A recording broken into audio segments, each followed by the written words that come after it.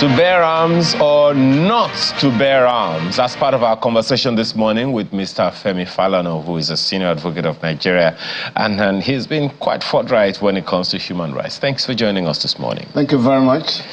Well, that conversation has been on since October of last year. Among other, times that it has come up for Nigerians to bear when a member of the House of Representatives, said on the floor of the House that, look, Nigerians should be allowed to bear arms. And of course, when we put that question to the Chief of Army Staff, he said he doesn't think it's a good idea. It's a call to anarchy. What's your take on it? In the first place, we have to discuss the right and then proceed to examine the propriety. In the first place, it is not correct to say that Nigerians have no right to bear arms. Apart from the fact that the penal code applicable in the north and the criminal code applicable in the south recognize the right to self-defense. In other words, if somebody aims a gun at me and I can quickly grab another gun, I have the right to shoot. Just to be clear, you're saying the law permits Nigerians to bear guns? Yep. But you are required to apply for the license. But I'll come to that in a moment. I'm just talking of right to self-defense. It's also guaranteed by the Constitution. All I'm required to do is that I must not use a force that is not proportional to the threat. In other words, if you are going to hit me with a cane, I cannot go for a gun. That will not be proportional. So the proportionality is the issue. Under Section 33 of the Constitution, which guarantees the right to life. The right to life is sacrosanct. But there are exceptions. Section 33, subsection 2 provides that somebody will not be said to have lost his right to life under the Constitution if he loses his life because some force was applied while he or she is trying to kill another person or to steal my property. But it's a capitalist society. The right to property is also sacrosanct. So, in other words, somebody can lose his life if he's trying to kill another citizen or trying to remove the property of another citizen. Somebody can deploy some force, but the force must be reasonable. You've got me confused here, Mr. Falana. No, we're coming there. So first of all, you talked about the fact that Nigerians can bear arms according to the law. Yeah, under the Firearms Act, good. You are required to apply for a license to bear arms. Okay, we're coming there. Now, you also said that the force both ways must be proportional. Yes. How do I know the kind of proportion the other fellow was bringing my way? For me to know the kind of proportion? You have to look at the circumstances. For instance, if a gang of armed robbers took over your house, whatever force you can muster, the law allows you to deploy it. Any force you can muster. Because they've already surrounded your house. Whether you have a license or not, and you can lay hands on a gun, you can shoot and kill them. According to the law. Yes, you won't be charged with murder. So will the even if you are charged with murder, you will plead self-defense. So how did I get the gun in the first place? That's another matter. That's another matter. Once the law says I can defend myself by deploying force that is reasonable or proportional, I can grab it from anybody. But if you now want to, I'm reacting to what the Chief of Army Staff said, I am saying, in Nigeria, If you meet certain conditionalities, you can apply for a license to bear arms. We'll come to the applying for the license in the first place. But what I understood before now is that there is a limit to the kind of firearms that a Nigerian, an average Nigerian can. For sure. Okay, so for sure, speak to that, because some people listening to you right now can just make a call to someone in Germany and say, I need an AK-47 in my house. No. I'll get a license for it. You must have a license, which is why on a regular basis, when the government discovers that many people have acquired weapons in the country, you are then told to report to the commissioner of police in that state, either to renew your license or to validate your license. Because if you have no licenses and you have weapons, you have committed an offense under the Firearms Act. So you must apply for a license. Where a problem may arise is where you now say, sorry, you've given license to Mr. A to bear arms. You now deny it to Mr. B, who meets the conditions. Of course, you can challenge that in court. Before or after I've been killed by a firearm that I did not? No, for denier, the denier. Okay. The denier can be challenged. Let's stick with this for a little while longer, Mr. Falana. You said that a Nigerian has a right to defend himself. Yes, under the criminal code and the penal code and the constitution. With any gun available. Yes. Is that what you just said? Oh, yes. So even if it's a .45 or an AK-47, I can defend myself? If the man is trying to shoot me with AK-47 and I can lay hands on AK-47, I have the right to shoot.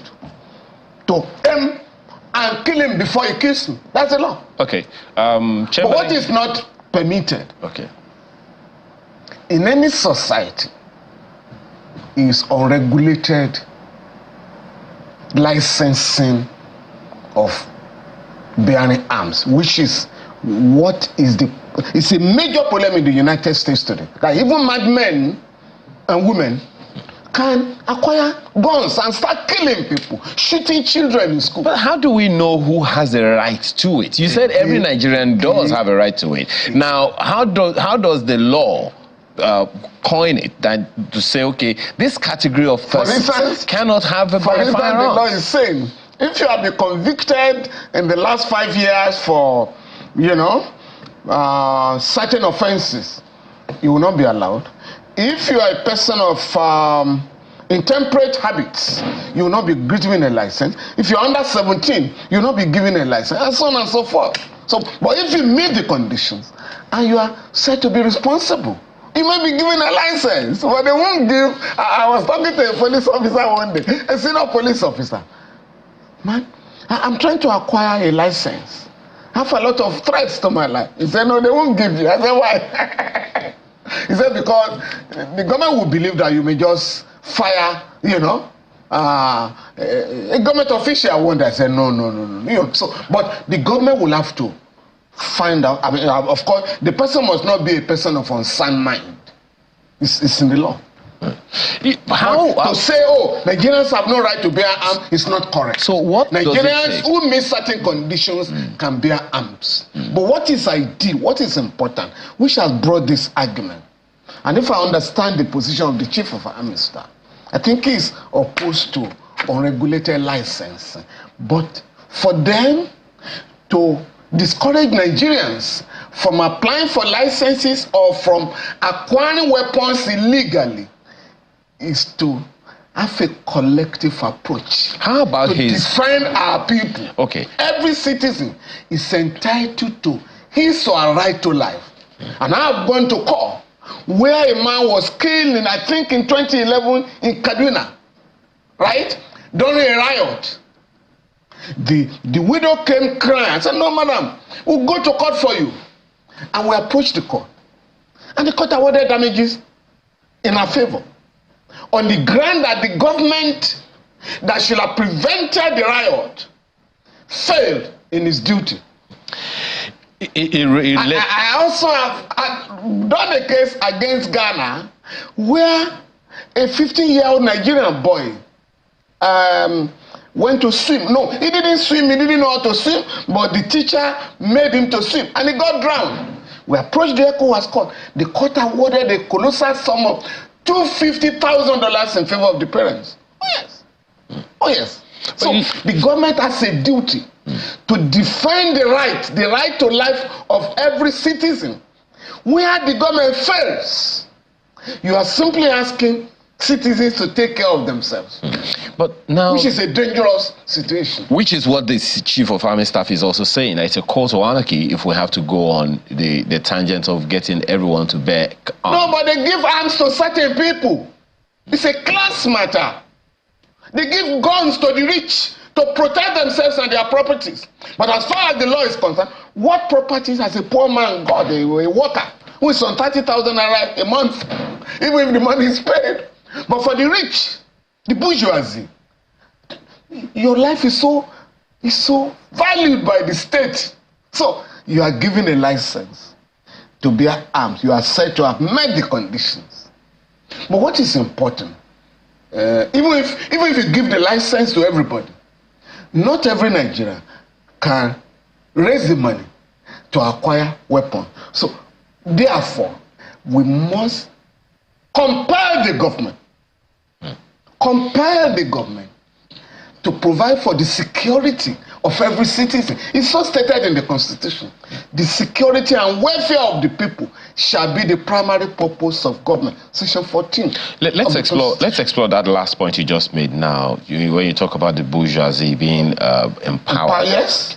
Now, a good number of people might say somewhere in their heads that, okay, maybe Mr. Falana is actually pointing in the way in a particular direction. That politicians or the political class who wants to get these things done by every means can empower some of their cronies and, give them arms, get the licenses for them. They do it. They do it. The Constitution. What do they do? The Constitution has abolished thuggery, vanguards, and so on and so forth, where politicians arm young people. But you hear all the time, you read all the time, that thugs have been arrested with weapons. Where have they been tried?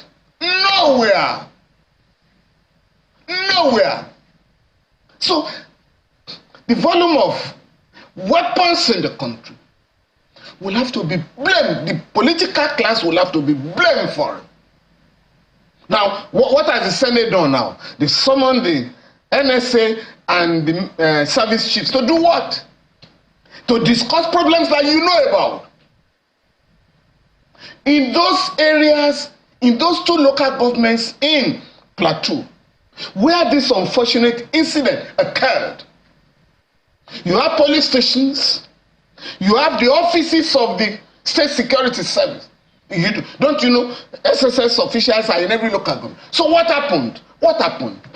They are not equipped, they are not empowered to stop violence. They are not empowered, they are not equipped to gather intelligence.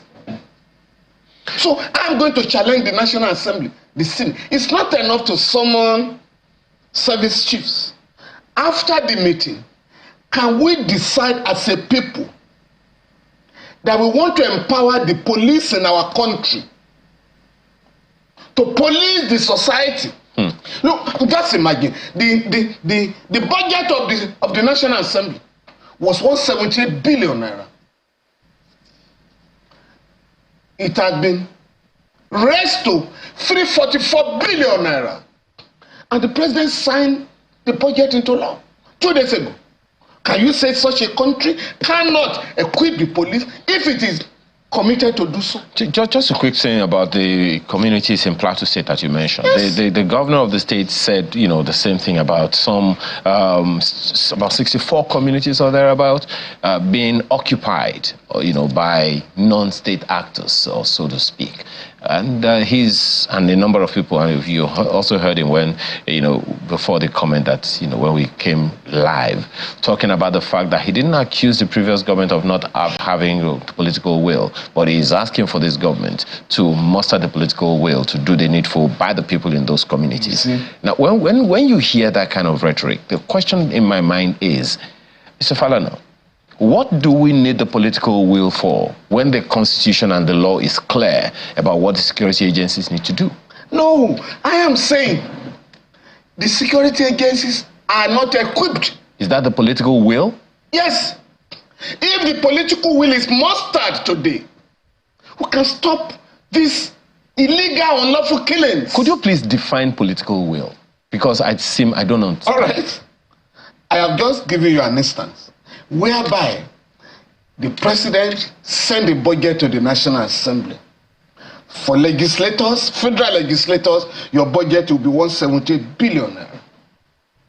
On their own, they raised it to 344 billion naira. And that has become the law. The same National Assembly, the same government, the president and the National Assembly can have a special session tomorrow to say we are going to equip the police in Nigeria. So we are going to make provision for the police to acquire weapons, to acquire vehicles, to make gadgets available in their offices, and to train them to stop unlawful killings in Nigeria. But nobody is addressing that. All we are being told, NSA service chiefs come. What happened? They will be given the explanation, right? And that is the end of the matter. We are waiting for the next one. In the last 10 years, or rather in the last 24 years, you have had more than 20 incidents in Plateau State, in Benue State, in many other states in the country. Okay. Well, Mr. Falana, there's so many other issues to raise on that one, but my colleagues also would like to comment on this. Go ahead, guys. Yeah, good morning, Mr. Falana. So we've got two questions which we'd like to ask you back to back, so you just respond to both of them at the same time, if you can. So the first is that, now, for the people of Plateau State who may be listening to you right now, what would you advise the governor to do? Should he, I know we've talked about this in the past, in history, should he just go ahead, apply for mass license for certain people to acquire those guns that are allowed by law and give to the people? That's number one question. And the second one... the second one has to do with the Firearms Act. I mean, it was first 1959. The threat to life has sort of evolved, but the law guarding the use or ownership of these arms has not evolved in any way. Would you be looking to recommend something as regards amendment of that act? Well, number one, on Plateau State, I can say that I was rather flabbergasted that the governor of the state or the federal government never declared curfew, never imposed curfew on that state, at least to stop the nocturnal killings. Number two, nobody has challenged the police and the state security service. What happened? Did you sleep? What happened? Again, you have to talk of failure of intelligence. Three, this has become a recurring matter in that state. So what was done in the past? The federal government has set up judicial commissions of inquiry. The state has set up judicial commissions of inquiry. So what happened? What happened with the reports, the recommendations? They were never implemented. Those who were arrested in the past, why were they not prosecuted? And I have read some of the accounts where some of the victims who survived said, I know the person that attacked me. So has the government gone to such people to make arrests? No arrests has been made. And once you have impunity, there's no way you are going to stop illegal killings. And of course, the major problem that is not being addressed by the political class, by the governor of the state, by the federal government and all of them, is the refusal of the government, federal and state, to establish ranches for herders, herdsmen. The government had agreed that the best way to stop herders invading farms and killing people is to have ranches. You have a place where you quarter them and their animals. You have grass planted, water will be available, there will be schools for their children. That is the model in the entire African continent. We have less than 20 million heads of cattle in Nigeria. Ethiopia has over 70 million heads of cattle. Botswana, there was a time, I think 2013 or 2014, where the cow population, cattle population in Botswana was higher than the population of Botswanese citizens. How do these countries, African countries, how do they address this problem? It is by having ranches. Now, the last government, the Buhari regime, initially said, I think the Minister of Agriculture then, Audu Ogbe, said, oh, we have acquired 55,000 hectares of land for ranches. At the end of the day, he jumped to be talking of cattle colony, and so on and so forth. But before General Buhari left, before President Buhari left, he made available, and I brought this out, he made available 6.2 billion naira to build ranches in Katsina. Katsina alone. And I challenge other state government on the question of equality of states to demand for the same amount to have ranches in their state. But nobody followed it up. On Firearms Act, Chamberlain, very interestingly, the late Governor Akeredolu, Rotimi Akeredolu, we call him Aketi, had actually briefed me to challenge the refusal of the government to approve licenses for the Amoteco operatives in Ondo State to bear arms. And I've asked him, do a letter to them. Let us have the refusal in writing so that we could go to court. Unfortunately, the process was on when he took ill. Okay. But what is important, that law is still okay. It's still okay. You need the Firearms Act in the country. It doesn't need any amendment. What is required, the law should be there. Okay. When it is important, the government may occasionally grant licenses, but for the generality of the people, the government will have to equip the police to this work. Okay. We have to withdraw 50,000 soldiers that are doing police work to do their own work. Well, Mr. Falana, that is the only way. A very, very quick one that, before we let you go. Governor Sanwo-Olu had an encounter with an officer, with someone on an Okada who said he was an officer. Let's take a quick look at that video. Look at it. So this was the governor, you know, taking on some Okada riders who are facing oncoming traffic.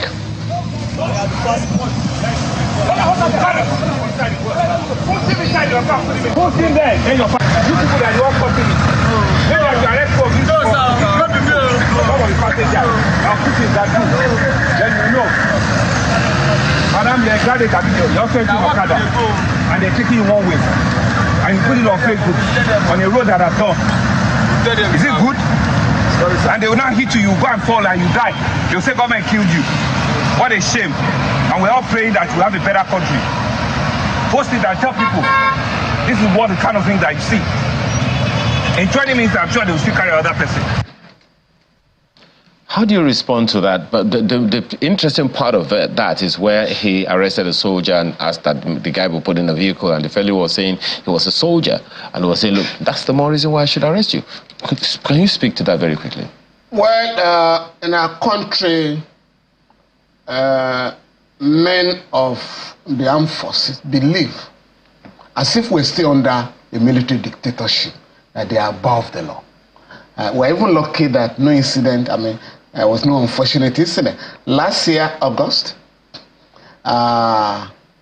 some policemen were controlling the traffic around Ojo area, and because a vehicle was stopped, or vehicles were stopped, soldiers came from one of the vehicles and pounced on the police officer, and the inspector was killed in the process. Others were injured and detained in the barrack. Now, what happens in such a situation where we have had to go to court? Because even to release the soldiers for investigation was was problematic. Okay. It was the same thing in the case of Wadume, where a captain led soldiers to attack 3 policemen and kill them who had come to arrest a very dangerous criminal suspect. And what happened? The soldiers, they were even charged. The former Attorney General, Mr. Abubakar Malami, withdrew the case from the court. That the soldiers would try them. These guys have been promoted. So we must run a country where there is rule of law. And there will be equality before the law. And I'm going to ensure that we get the human rights community to pressurize the Lagos State government to have that soldier tried. Okay. Well, that's something to look forward to. Mr. Femi Falana, Senior Advocate of Nigeria, thank you so much for your time this morning. Thank you very much. Appreciate it. Chamberlain. My pleasure.